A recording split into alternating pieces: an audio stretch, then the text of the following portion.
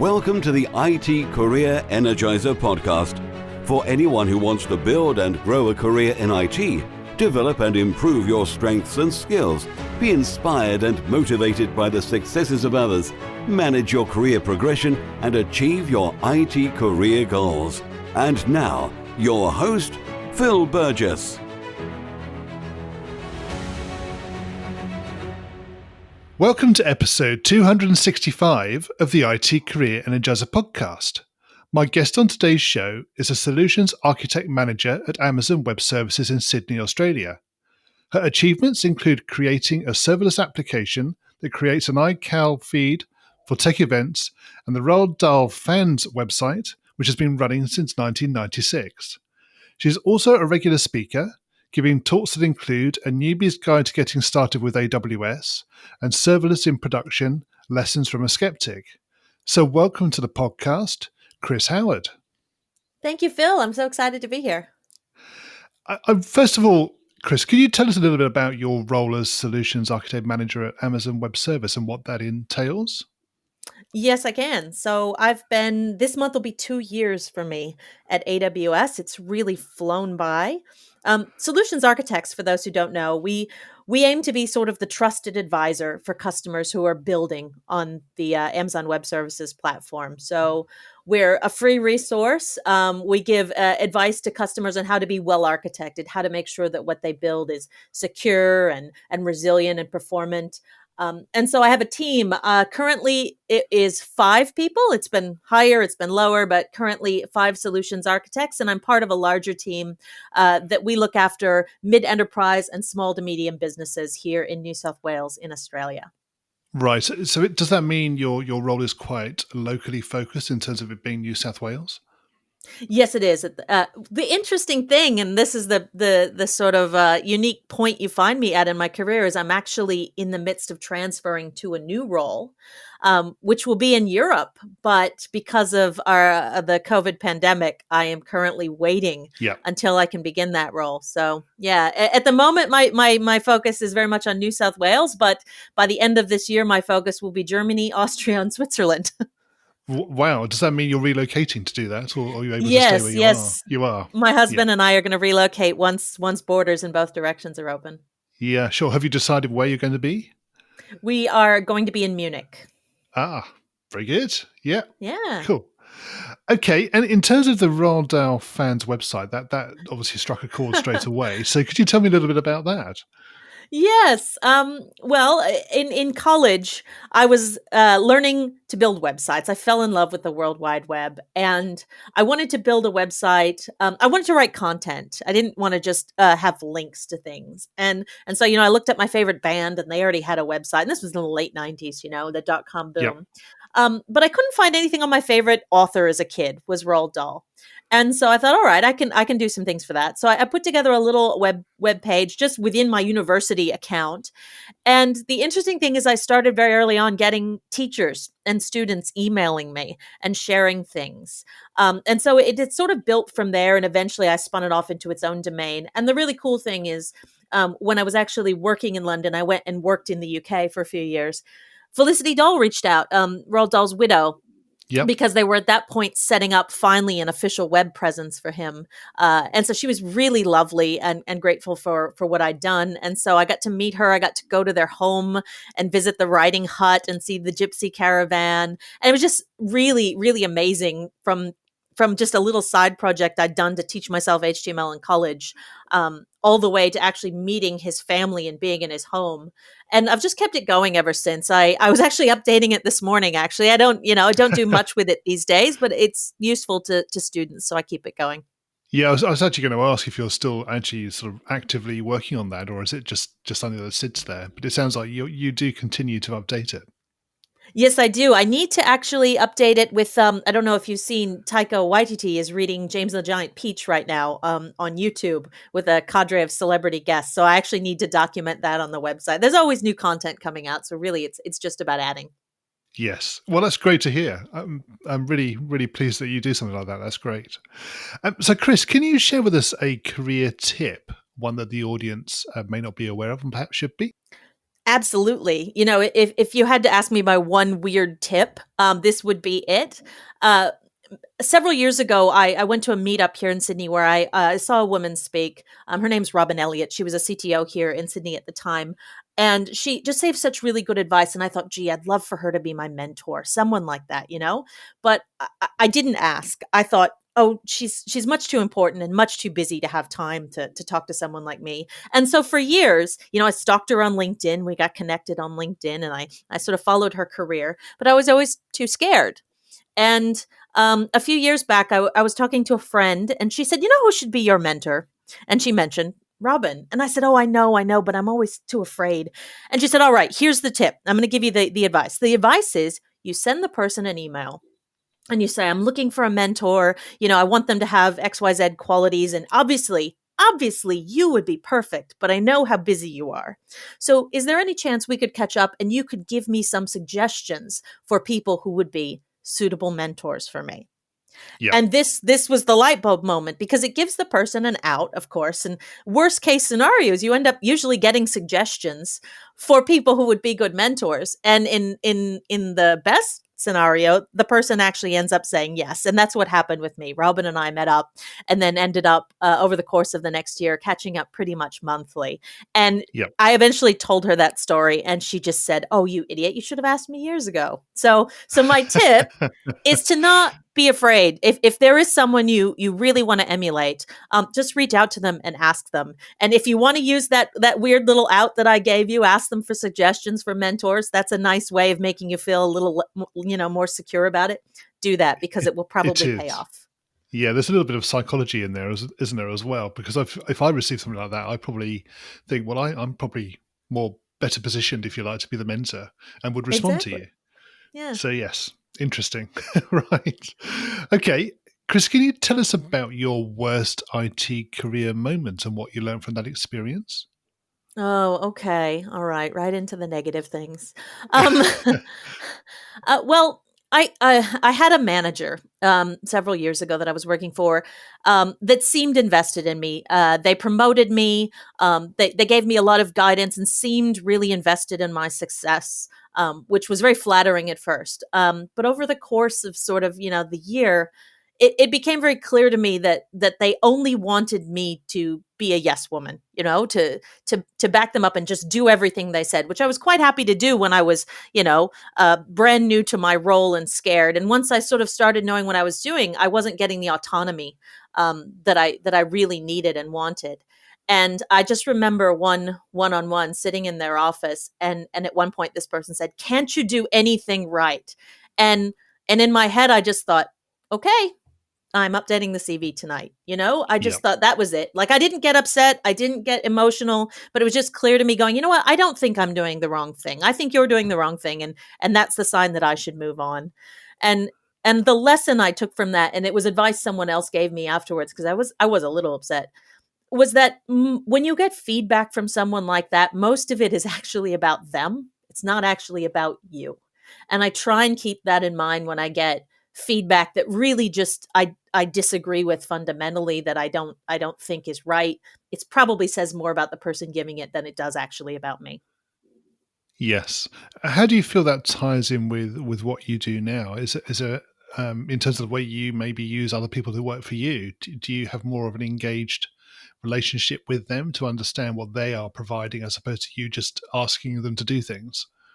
It's something I've been working at as a people manager. It's I think I'm really good at cheering people on and encouraging them and developing them. Having those conversations where you are giving coaching, giving really meaningful, critical feedback. That's probably the thing I work on the most right now. And I'm sort of jumping ahead in our conversation, but I try and be aware of that now. And I try and keep that in the back of my mind. And I've done some courses. We have a lot of really good resources internally about trying to make sure that your feedback, that you don't get emotional, that you do stick to data points and things like that. So I do try and keep it in mind. Yeah. Okay. And let's go to a bit of a brighter topic. So, can you tell us about your career highlight to date? Well, I would say that my career highlight right now is this team that I'm on, that I've helped build.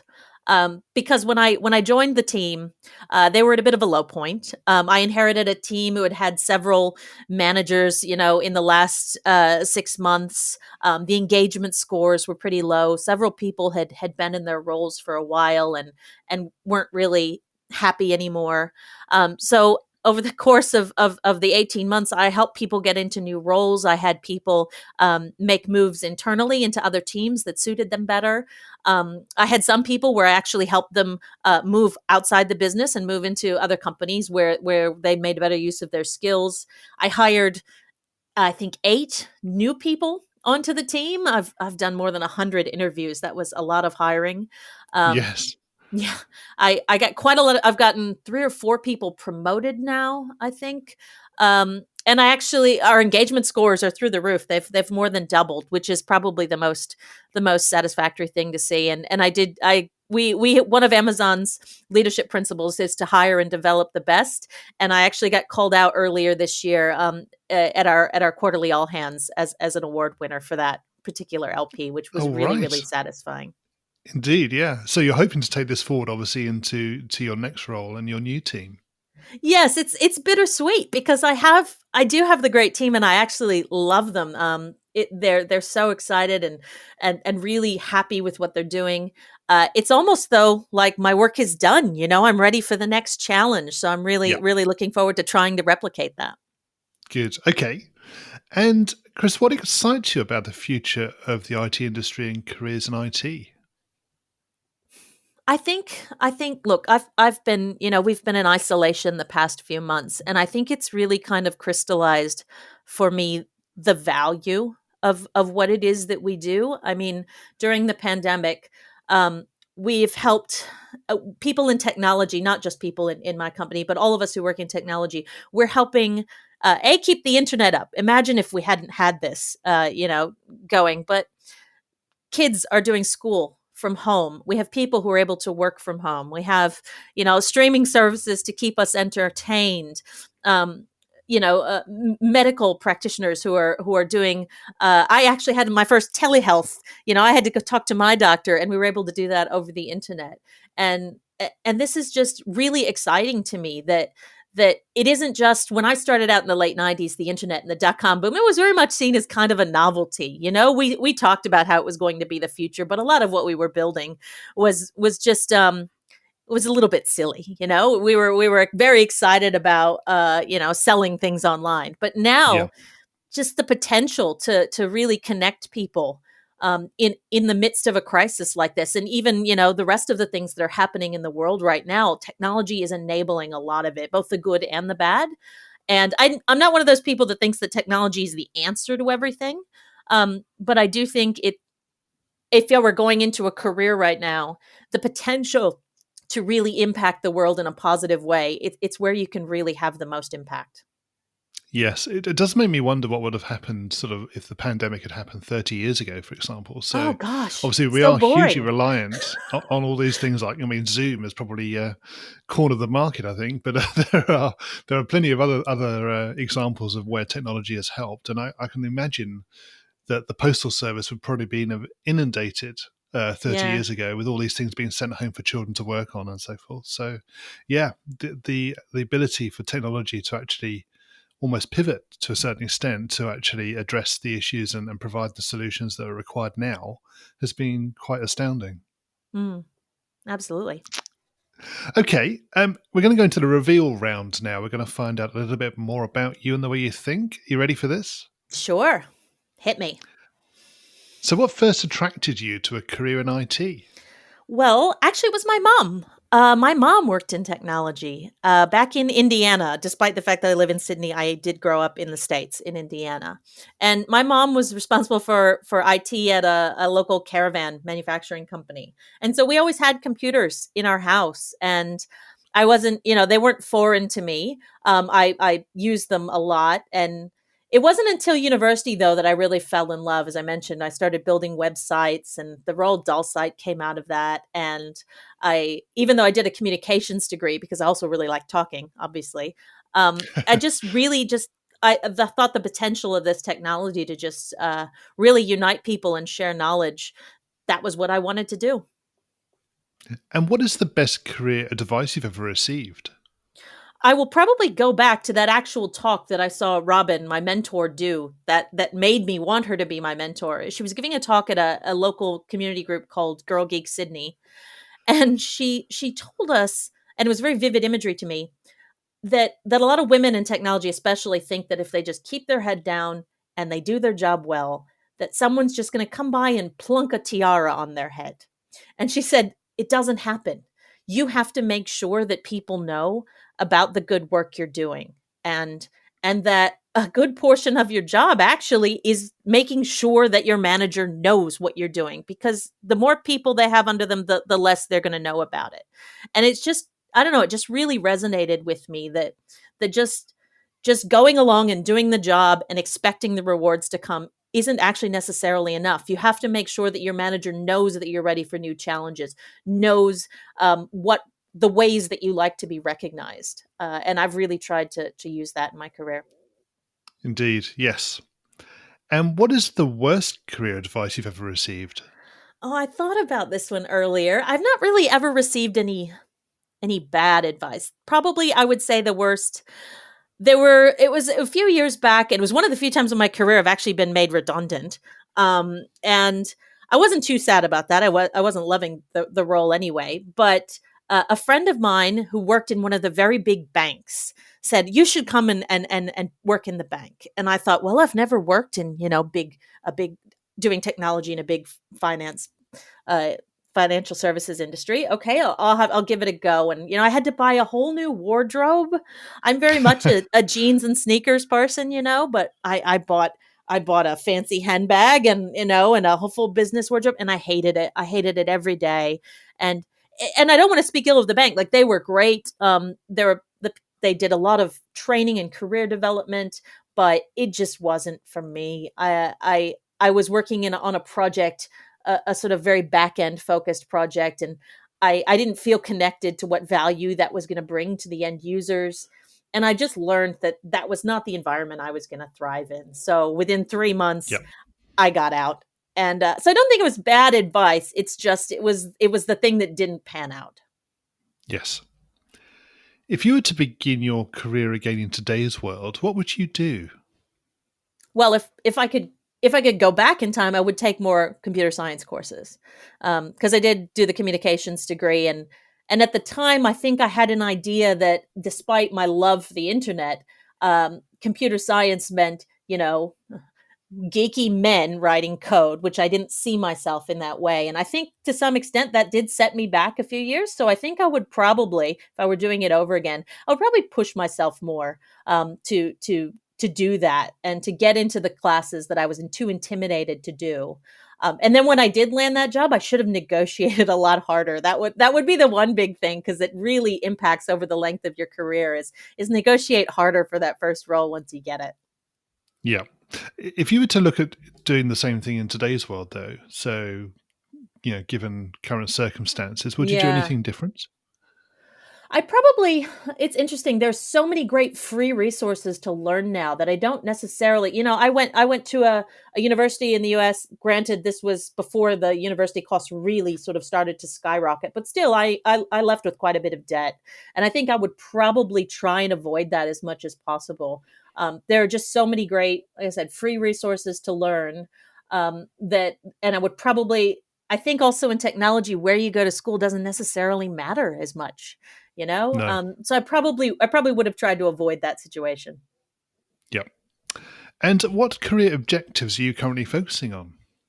Well, I think I mentioned this a little bit, but just continuing to grow as a people leader. I think I've been a manager for just 3.5, coming up on 4 years now, and I feel like I still have so much to learn there. There was the biggest thing. There's that idea of ruinous empathy, where you like someone, and so you want to pull your punches, and you don't want to give them the feedback that they actually need. And I feel like in the Yep. past I've done that a bit. So the mentor that I have now, internally, a fantastic gentleman who's been managing data centers for a really long time. He's a great people manager, and he's good at sort of really making me see where I can push myself there, to give more and better constructive coaching feedback to my team. Yeah, part of that's not just in the feedback, but it's in the delivery of it, Yes. and the way it's, you know, received as much as anything else. So it's got to be provided in the right way, hasn't it? Definitely, definitely. And Yeah. learning, I guess everybody's different, you know. I tend to be an extrovert, so I tend to assume other people are like me, and of course in technology that's not often the case. So No. having to learn that other people are motivated in different ways is just a continuing process. What's the number one non-technical skill that has helped you in your career so far? I would definitely say public speaking. I actually did in America. We do something strange. We do speech team. We do competitive public speaking. Don't know if other countries do that. Sort of like debate, I guess. Yeah.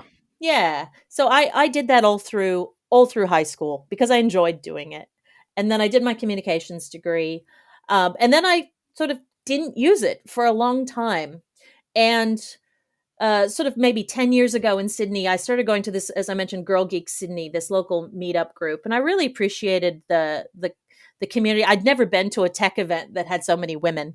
And I wanted to give back to that community eventually. So I gave my first tech talk for them. And it was just like a drug. Like I enjoyed it so much. And so I started doing more meetups. And then 5 years ago, I got invited to speak at a local conference, a responsive web design conference, and that sort of kicked off the conference speaking part. And so now I do quite a bit of it. I'm lately doing virtual meetups because no one's doing the Yep. in-person ones. But I think the visibility I've gotten through that has helped me more than anything else in my career. And what do you do to keep your own career energized?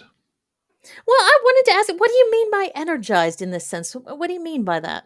So, what sort of keeps you stimulated and enthused by what you do? I think I think probably the biggest thing lately is mentoring others. Once I started having a mentor was good, but actually mentoring other people, it gave me such confidence that my experience was valuable to others, and that I could give back to other people. Um, I gave a talk a few years ago called "The Campsite Rule." You know, the scouting rule, which is to leave the campsite better than you found it. And I really feel that Yep. by mentoring others, that's what I'm trying to do for the IT industry, because I've seen people make mistakes, I've made mistakes, and if I can make it just a little bit better for someone who's coming up after me, that's what keeps me energized. And especially when they go on to do something amazing, I love that too. And what do you do in your spare time away from technology? Oh, is there a time away from technology? I seem to be in front of Well, I hope computers so. all day long these days. I knit. I knit. I have knitted for several years now. I knit, I sew. I think part of that is because when what you produce as part of your job isn't tangible, I get a lot of satisfaction from in my hobbies making tangible things. My partner, who is also in technology, he bakes bread and brews beer. So we both have very. I think the idea is that if the zombie apocalypse comes, we're set. You want us in your Yep. community, but that's what I do, and I've actually found ways of incorporating technology into those hobbies, which is fun as well. Kris, can you share a parting piece of career advice with the IT Career Energizer audience? Sure. My biggest piece of advice that I give to the people I'm mentoring is to actually get out and engage with their local tech community. And it is hard right now, especially if you're still in a place that isn't yet doing in-person events. But once I sort of started going to local meetups, I found one that I really jibed with. It I found a support network. I got the advice that led me to my mentor. I got people recommending jobs to me. And I think a lot of people don't realize this is out there. They do their job, they go home. And I get that. And I get that people have, responsibilities and need to carrying responsibilities and things like that. But if you can go to a meetup or at least join one online, I think you're just going to get a lot more out of your career. You're going to find new opportunities and you're going to find people that you can learn from and grow. Yeah, I think that's part of the distinction between doing your job and looking after your career. Absolutely. Yes, very much so. Yeah. And Kris, finally, what's the best way we can find out more about you and connect with you? Well, you can connect with me on LinkedIn. Absolutely. I'm also on Twitter as web_goddess. That is a very old name that I'm still saddled with. Or I'm krishoward.org, has my website with my links to all of that stuff on it. Kris, thank you so much for joining me on the podcast today. It's been great chatting with you. Thank you for having me, Phil. Really enjoyed it. Hi, Phil here again. Just a final few words from me. Firstly, I'd like to thank my guests for sharing their career tips, experiences and insights with us on the show today.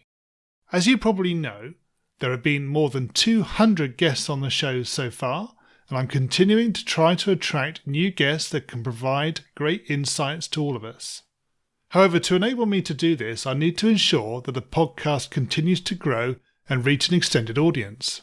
And you can help me in doing this by subscribing to the show and providing a rating and review in whichever platform you listen to. Thanks again for your support, and until next time, have a great week. Thanks for listening to the IT Career Energizer podcast. To find out more about building a successful career in IT, visit itcareerenergizer.com.